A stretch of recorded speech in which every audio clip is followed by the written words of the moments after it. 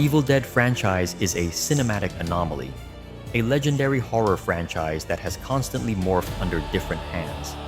And with Evil Dead Burn adding a new chapter to the Necronomicon Ex-Mortis, it's the perfect opportunity to look back at how this nightmare has evolved. Today, we're breaking down the three distinct polarizing visions from the three directors who brought this franchise to life: Sam Raimi's original raw atmospheric masterpiece, Fede Alvarez's bloody hyper-intense reimagining, and Lee Cronin's urban skyscraper sequel, Evil Dead Rise. Hey there, my Deadites, I'm VCR Guy, and let's unchain the cellar and dive right in.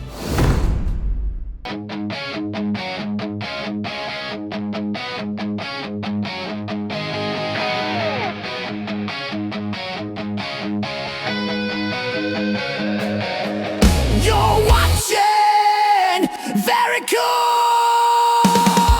Reviews.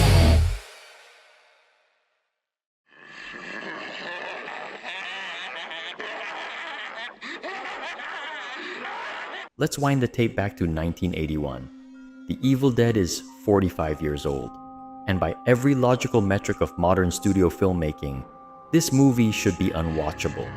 The CGI is non-existent, the acting is delightfully theatrical, and the character development is so paper-thin you could blow it away.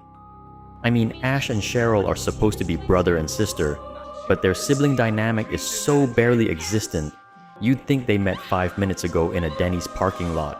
But here's the thing, none of that matters, because Sam Raimi understood that horror is about pure, unfiltered atmosphere. Working with a shoestring budget of around $350,000, Raimi couldn't afford polished studio sets, so he made the dirt and the grime his co-stars. The shaky hand-rigged camera rushing through the trees, the basic harsh lighting, the real throat-burning fog, and the grainy 16mm footage all come together to create a spine-tingling horror experience. Even today, the sheer instability of the footage makes you hold your breath. It feels like you're watching a cursed tape you weren't supposed to find. Shut up! The impact Raimi made with this single directorial debut is undeniable. It launched the careers of Bruce Campbell and producer Robert Tappert, propelled Raimi into Hollywood relevancy, eventually leading to Darkman and the Tobey Maguire Spider-Man trilogy, and created Ash Williams, a horror pop culture icon. It even inspired a young assistant editor on the film named Joel Cohen to team up with his brother Ethan and start making movies as the Coen brothers. Raimi did all that on his first try. Imagine going that hard right out of the gate. It's extremely admirable.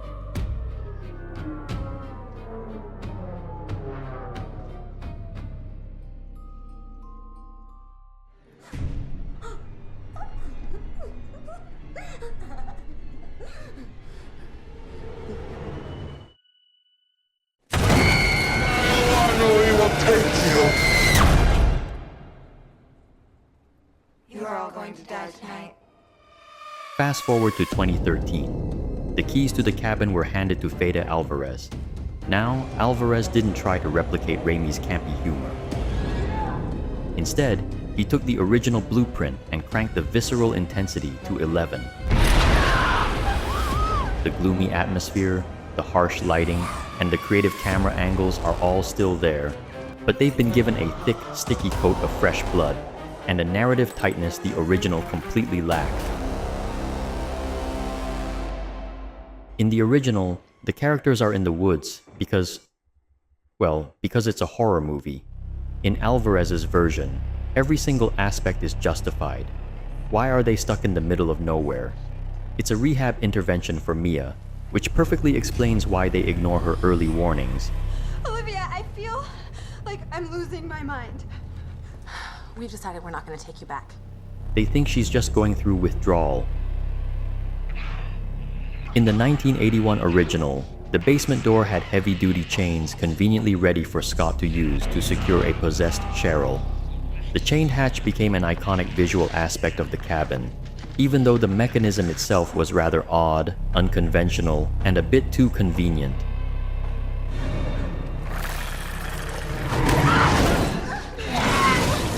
Alvarez's depiction of the hatch, however, came with a standard latch, but it fails to hold back a deadite, leading to a possessed Mia breaking free and brutally attacking Natalie. David is forced to resort to drastic measures to secure the door.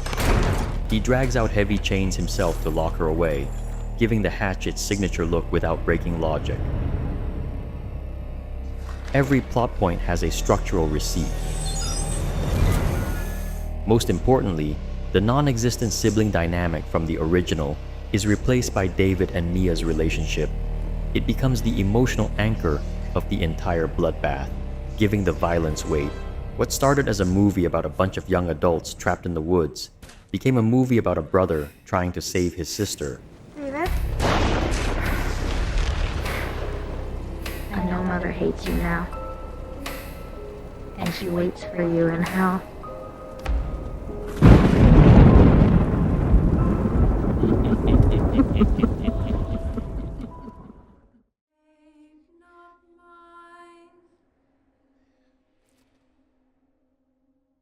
And then we get to 2023, and Lee Cronin decided to take the franchise to the big city with Evil Dead Rise.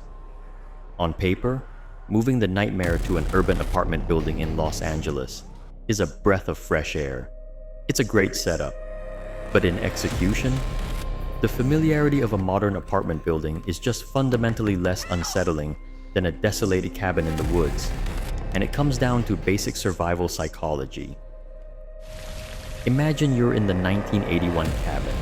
A demon maims your hypothetical arm. What's your backup plan?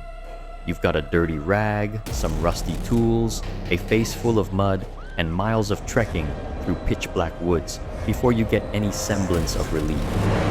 The isolation is a death sentence. But being trapped in your apartment, you have clean towels, a first aid kit, running water, and neighbors you can scream to for help. There's a massive difference between surviving in an abandoned house and surviving in a home. The setting itself robs the film of that suffocating primal dread. The modern filming style didn't help either.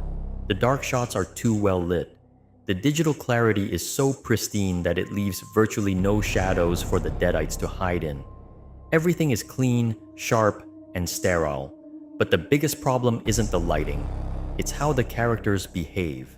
Instead of the frantic, desperate panic of the first two films, Evil Dead Rise falls into a frustrating modern horror formula. It lingers on the spectacle.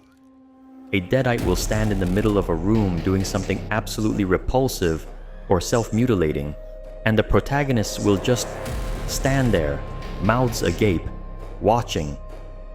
They have zero fight or flight response until it's way too late. It makes for an infuriating watch. As the audience, we're screaming, "I would have run," or "hit her with a chair," while the characters treat a demonic possession like a performance art piece.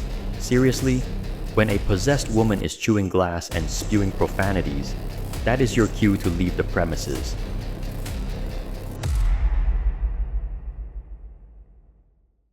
The film shocks the audience with scary visuals and unnerving spectacles, but it also frustrates the audience when the characters they're rooting for exhibit zero survival skills. We're left cycling between feeling scared and infuriated. Eventually, we develop apathy for the heroes who aren't proactive in their self-preservation. If they're not invested in their own survival, why should we? Evil Dead Rise succeeds in delivering a good, highly polished horror movie full of shocking imagery. But by favoring slow-motion shock and grand spectacle over the urgent, chaotic, primal panic of human survival, it misses the desperate magic that made the Evil Dead legendary.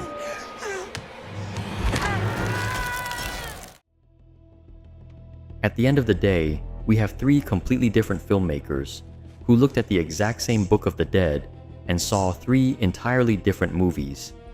Raimi proved that if you have enough style and atmosphere, you don't need a Hollywood budget to make people hold their breath.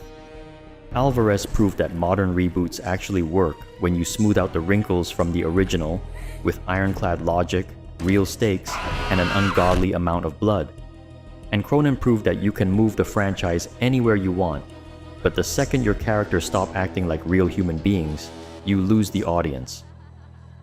But look, that's just my take. I want to hear from you guys.